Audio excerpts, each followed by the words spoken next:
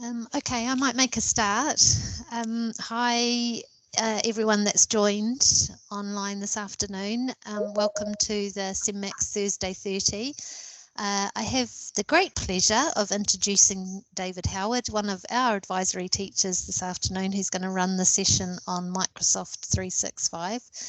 David is particularly passionate and excited about the accessibility tool, so he's a good person to share this session. So thanks very much for joining. I think David said he'd be happy to take questions along the way, so feel free to raise your hand or pop a question in the chat, and then I can let David know that you are asking a question. But thank you very much, and I'm going to hand over to David.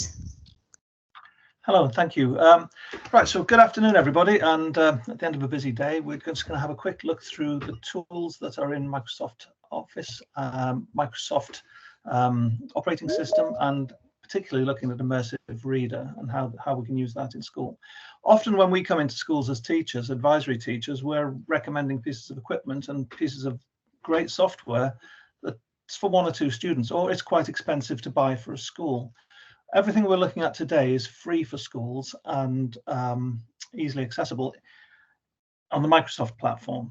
We may run another session similar to this for Google platform computers, but we're looking at specifically things that are in the Microsoft bundle at the moment and Microsoft Office 365. So my name's David Howard. I'm an advisory teacher with CENMAC. I taught in mainstream school for 30 odd years and started doing this job 4 or 5 years, and it's wonderful working with some of the students we work with.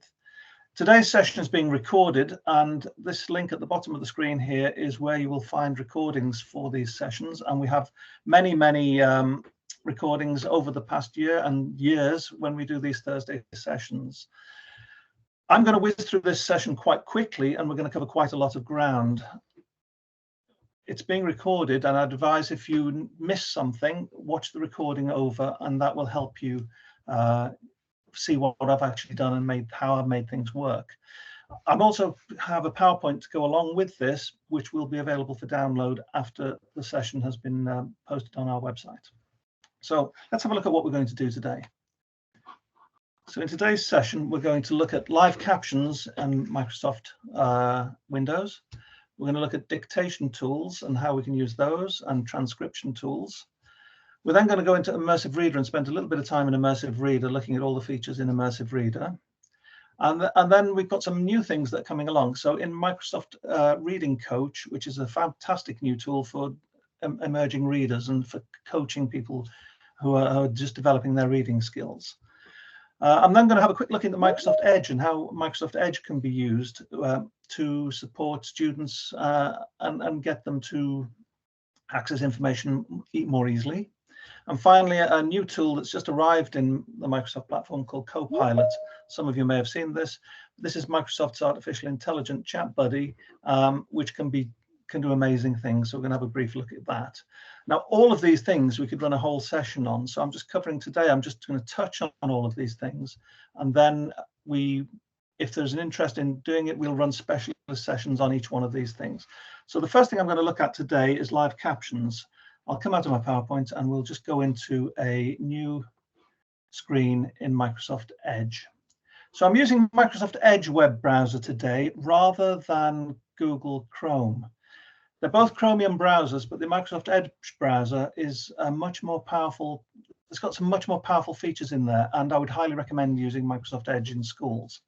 I've got mine customized a little bit. The screen has been modified slightly so that I've taken away all the adverts and the news broadcasts and other bits and pieces that come with this when you load it as standard. And I've configured it so that I have some links to documents I actually use regularly on my desktop. So they're easy access to documents I want to use.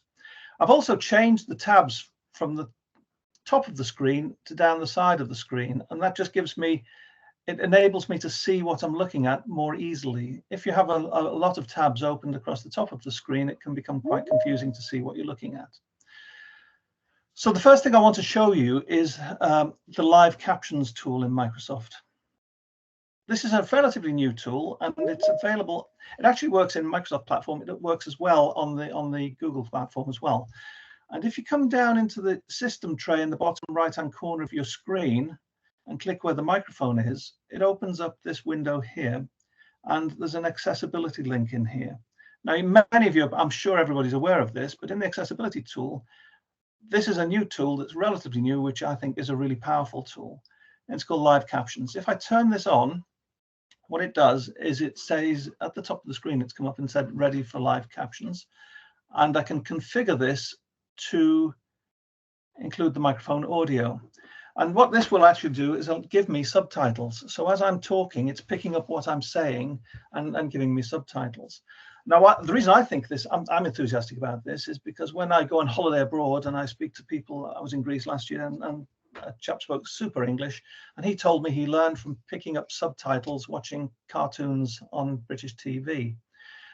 So this is a really nice tool for students with EAL or students who struggle to focus, where you can have subtitles on the screen, and as you're presenting at the front of the classroom or talking in the classroom, this can be along the top of the interactive whiteboard or on the device the students are accessing. Microsoft claim that this is up to 31 different translation languages, so that students who don't necessarily understand English can have this set up in their own language, so that they can be reading their language while you're talking in English, which is quite a cool tool. We've experimented with that, and it's not as good as it could be at the moment, but it's brand new and under development, and there's lots and lots of work going on to develop this. So that's live captioning, really useful. It's particularly useful for EAL and for students with a hearing challenge. The next thing we're going to look at is one of my favorite tools, and we're just going to use this as this is my favorite tool for teachers. Actually, it just reduces the workload for teachers, but it also is a really powerful tool for helping students where they struggle to type, and this is using dictation. Now, at the moment, I'm going to fire up Microsoft Word. Just open a new blank document. I realize I'm going quite quick through this, but there's quite a lot of ground to cover. So I've got a Word document here, and if I start trying to type now while talking to you, it's going to be a mess. I won't be able to type. I can't do two things at once. I find it difficult. Lots of students in school find it difficult to type and get their ideas down, but many students we meet are great at chatting. So why not use their voice? And on the keyboard, if I press the Windows button and the H button together, I get a dictation tool. And now I can just talk my ideas straight into the computer. This is fantastic for teachers for time saving. If you're writing school reports and you've got 50 reports to write in an evening, doing it this way is a much more powerful and time efficient way of getting your reports done. You may notice it's not writing everything I'm saying at the moment, and that's because there's AI running in the background to look at what I'm saying and try and make sense of what I'm saying. So if I stop, it will write the whole lot out. I hope. Thank you. Full stop. New line. When you learn all the commands, you can actually format and configure your document by using the dictation tool. So it's a really, really powerful tool. Full stop. Now that's great in Microsoft Office. I'm using it in Office, and you can see there's a button up here in Microsoft Office for dictation. But what about software that doesn't have a dictation tool in, or software that isn't a Microsoft pack in the Microsoft bundle? I'm just going to open Clicker up to show you some of the tool, how that might work in Clicker. So some of you may be aware of Clicker. Clicker is a great tool for working with students who are developing their literacy. And in Clicker, we need to type in. We can't use the speech to text in Clicker as normal. There is no dictation tool. But if we use the Windows and H key, again, the computer is now listening and would allow me to use voice to enter text. It's telling me it's not going to work on the screen, but it will work. I hope. I've got my fingers crossed. Full stop. Hello, key again. The computer is now listening and will allow me to use voice to. So the computer will click and reads back what I'm saying. So I'll just shut that down. But it will allow me to put text in really quickly. So for students who struggle to type, I was working with a young lady yesterday who was only using one finger on one hand to type, and she was taking a long time and she was getting very frustrated, but she had really good clear diction, and she could talk really well, and she got lots of ideas down, and this was liberating for her. So this will work, the Windows and H combination will work in any document. It will work in Paint, it will work in Notepad, it will work in any document where you need to put text in. So that's quite a useful tool. So far we've looked at live captions and dictating using the Windows and H tool. In Microsoft products, there's a dictate button up here which does exactly the same thing, but it also has another feature called transcribe, and that's quite useful if you're listening to a video or watching a film, and if you click transcribe, it'll just write down whatever's in that film and record and transcribe that for you. So a nice useful tool up there. So now we're going to get to Immersive Reader, which is what we're going to cover mostly in this session. So an Immersive Reader is a tool that's designed to support students accessing written text. And if I gave a student this piece of text, many students would find this too challenging and too difficult to read. The font's too small, they might have dyslexia or something that stops them from being able to actually read that easily. So we can access that, make that much more accessible. If I go up into the View menu in Microsoft Word 365, one of the tools up here is Immersive Reader. And if I click on Immersive Reader, what will happen is this document will be changed into a dyslexic-friendly document. This can be set up for individual students, and once it's been set up for a student, it remembers the settings that work for them. Now, my text here doesn't make an awful lot of sense, so let me just do this again, but with a bit more easily accessible text. So we'll choose the first page from Harry Potter, Philosopher's Stone, and we'll open that in Immersive Reader. Any document that is on your computer can be opened in Immersive Reader. And that's a really powerful tool for working with students who struggle to access the writing. It works really well for students with EAL as well, because we can do a lot of things in here to support them accessing the written material. So here we have just this first page of Harry Potter and the Philosopher's Stone, and some of the tools on here that we can use to access this. Down at the bottom here, we have a play button. If I press this, Mr. and Mrs. Disley of number 4 Privet Drive were proud to say that they were perfectly normal. Normal. Thank you very much. They were the last people you'd expect to be involved in anything. So I can change from a male to female voice. I can speed up or slow down. Unfortunately, the voice has got an American accent. They are working on that, and they will be putting some more accessible English accents in there. But that can be just read back to the student. Really nice just to quickly access that tool. However, there are many more tools in here that you can use. Up in the right-hand side here, there are these are the three main tools for Immersive Reader, and we'll start going through them one at a time. The first one is the text preferences. So at the moment, I've got Comic Sans set in here, and I've got a sort of tan overlay. I can change the text size very, very quickly just by using this slider tool. I can increase the text spacing, which makes it much more easy to access for some students. I can change the font. There are 3 different fonts in here, all designed to be clear and easy to access. And finally, I can change the colored overlay very quickly. Whatever setting I choose here will be remembered. So if I'm working on a computer for a particular student, whenever that student logs in, these settings will be remembered for that student. So that's lovely. That's the color that my daughter particularly found useful when she was learning to read. So we can have, so on this page, to summarize, we can have it played back. We can change the voice settings. We can change the colored overlays, the font, spacing, and size. I have a student who requires a really large size because of a visual impairment. And this has been liberating for him, just being able to access the work. He prefers it with a black background with white writing. So we can change these settings very, very quickly to suit the student. And it will require a little bit of trial and error with the student to work out which setting works best. The next tool along is the grammar tools. And if I choose the grammar tools, what we can do here is break down the text into syllables. to make it easier when learning to read. We can look at the parts of speech. So for example, if we did an exercise with a student looking at this page and said, could you identify all the nouns? You can then use the tool here to turn on all the nouns and just identify the nouns or the verbs or adjectives, and you can even put labels on as well. Obviously, you wouldn't turn all of the things on at once. It becomes too overwhelming, but for helping students understand word groups and what types of parts of speech, a very powerful tool. The final tool over here is the reading preferences. And in the reading preferences tool, we can turn on line focusing.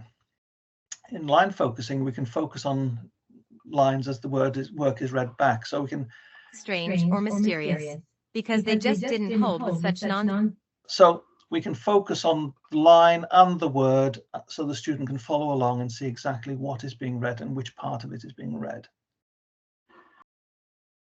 There's a picture dictionary built in, and the picture dictionary, I've got it set to translate into Welsh at the moment. So if I click on the picture dictionary now and click on director, it gives me a picture to represent what a director might do, a pronunciation of the word director. Director.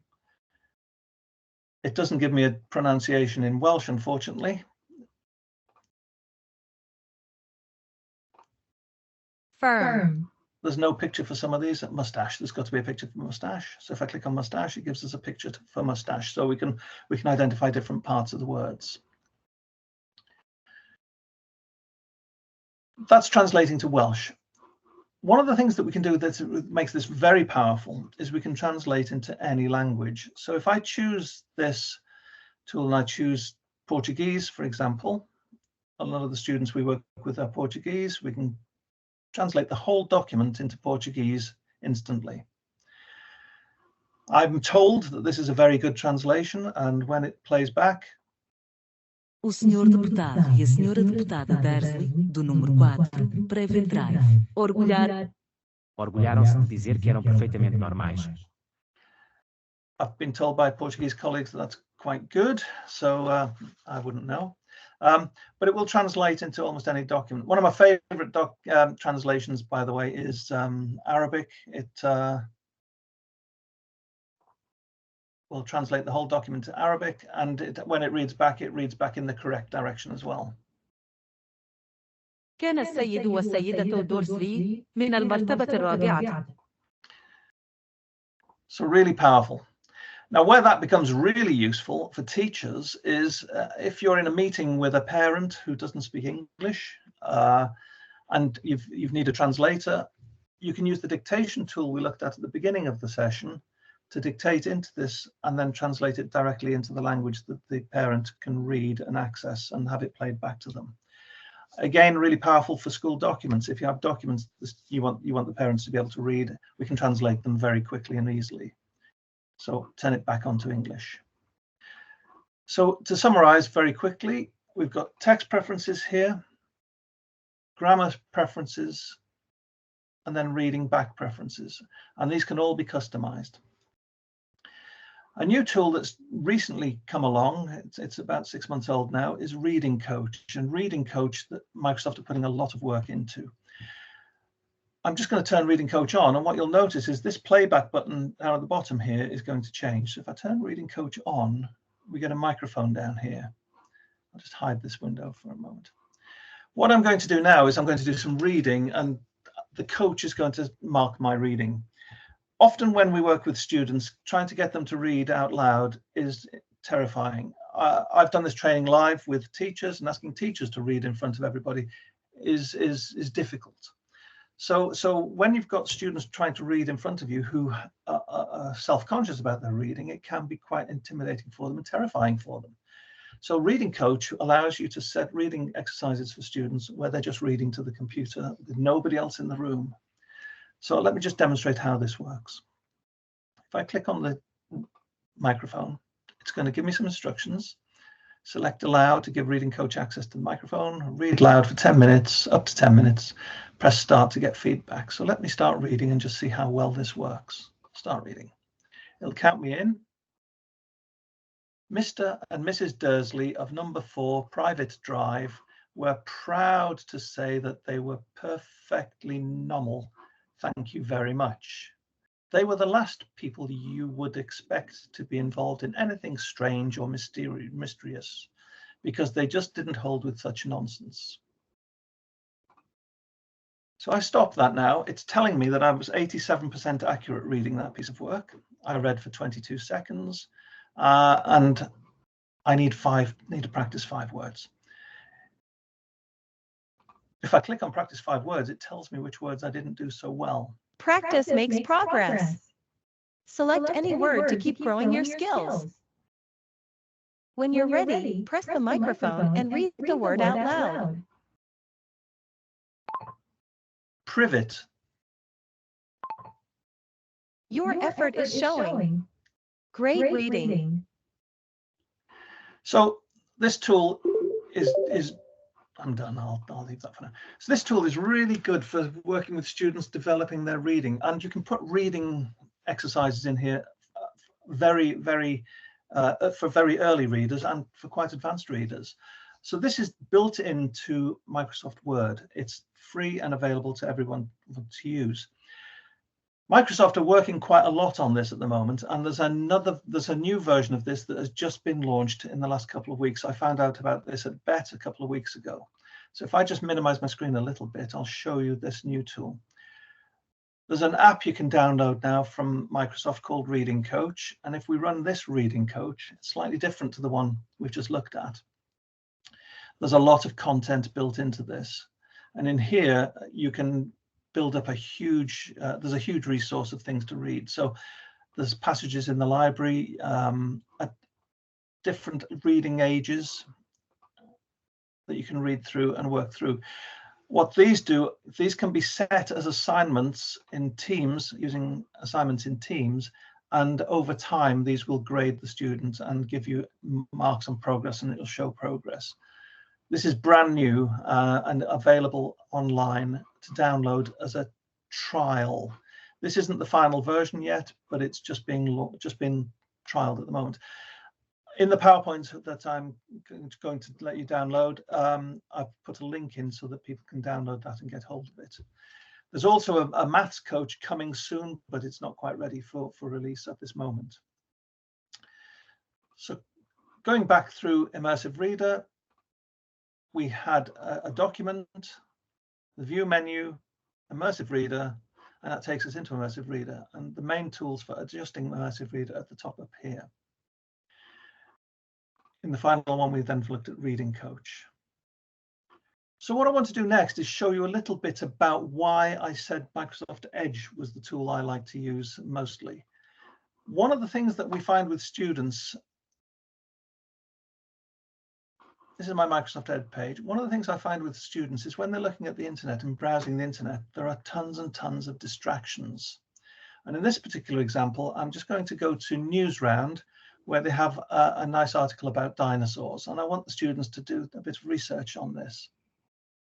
The problem with this, though, is there are tons of distractions on this page.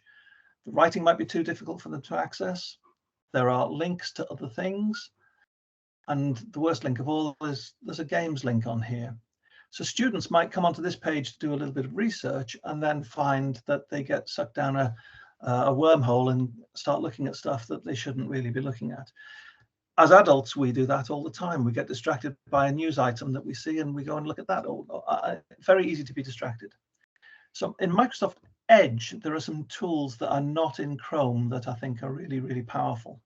And if we look in the toolbar at the top, the URL bar, there are some icons up here. And you may not have noticed these before, but these are really useful icons. The A icon, if I click on that. In the 200 years since the first dinosaur was named, what have we learned? The 14th of February. Comment. So the A icon will read the content of the page. It won't read the whole page. It won't read the headers and things like that, but it will read the content of the page, which is quite nice. But even better than that is there's this little book icon here, and this will take the page into Immersive Reader. And if I go into Immersive Reader, what this has done is taken away all the hyperlinks, all the distractions, all the stuff we don't want the students to see or access. It's great for helping students become really focused on what they need to be looking at. And up at the top here, we have the same tools that were available in Immersive Reader in Word. So if you go into reading preferences, for example, I can translate the page into Portuguese. So if I have my Portuguese student who can't access this in English, I can translate it straight to whichever language I want. And there are many, many languages in there for the translation. So this is quite a useful feature. I'll go back into English. This hasn't modified the web page at all. All it's done is made the page accessible. And this doesn't work on every web page, but it works on pages that tend to be text rich. So if you go into web pages that are mostly pictures, you might not get this icon appear. But if it's there, it makes the page much more accessible. So that's in Microsoft Edge, using Edge for web browsing. You can use the Immersive Reader tool in Edge to access and clean up the page. I want to show you one more thing that is absolutely brand new, and that's this icon up at the top here that people may have noticed. This icon here is called Copilot. And Copilot is it's about a year old now. It's been in the Microsoft suite, but it's becoming more prevalent now. So if I open a new document, I just want to show you some of the things this could do. I've got an example here of some lesson notes. I've made some notes that are very rough about a student in class. There are some spelling mistakes in here, some errors in here, but I've just got some notes here that I want to look at. And I've been in a meeting, I've made some notes very quickly, and I'm just going to write down in the prompt tool at the bottom here, write a report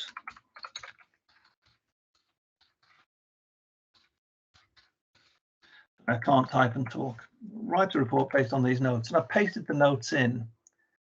If I click submit, the computer will, the artificial intelligence is starting to think about what it's going to say, and now it's writing me a report.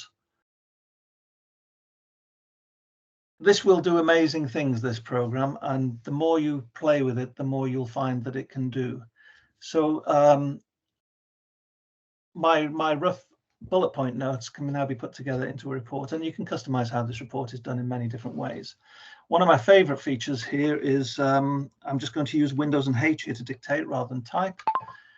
Draw me a picture of a stressed teacher in a classroom with a panda bear under his arm wearing a fez. A fez, I want not a fez. And a fez. I haven't done this yet, so let me just see what this looks like. So I've just asked it to draw me a picture. This might take a little time, so I'll carry on chatting away, and it'll try and create a picture for me. So this could take a few seconds, but it will generate an image. So this is really good for producing learning resources, and this is all built into the Microsoft suite. So we've covered, so to summarize what we've covered today, while this is chugging away in the background, we've looked at live captions. We've looked at using dictation tools, Immersive Reader. There we go. We've got our pictures. Stressed teacher wearing a fez with a. There you go. Now that's not a picture that's found on the internet. It's actually created that using artificial intelligence. It's going to put graphic designers out of business, I think. This. So we've looked at Immersive Reader, Reading Coach, Copilot, and we've looked at using Microsoft Edge as well. Now, I'm very aware that I've just raced through that quite quickly and covered quite a lot of ground. If there's any interest in doing a more detailed session on individual parts of what we've looked at today, I'm quite happy to run sessions in the future, so please let us know. And I think I've got about a minute to go. If there are any more questions, please feel free to fire away. Hopefully that was useful.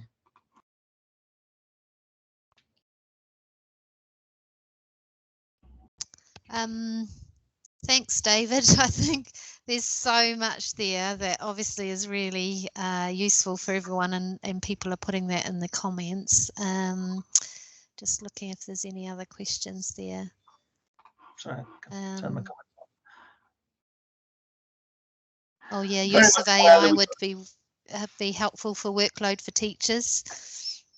I think the main takeaway from this for teachers is that it can reduce your workload massively, the dictation tools. Yeah, definitely. There's obviously a lot there, so if anyone would like us to do another session where we look at anything in more detail, then please do pop it in the chat and we can look at doing that.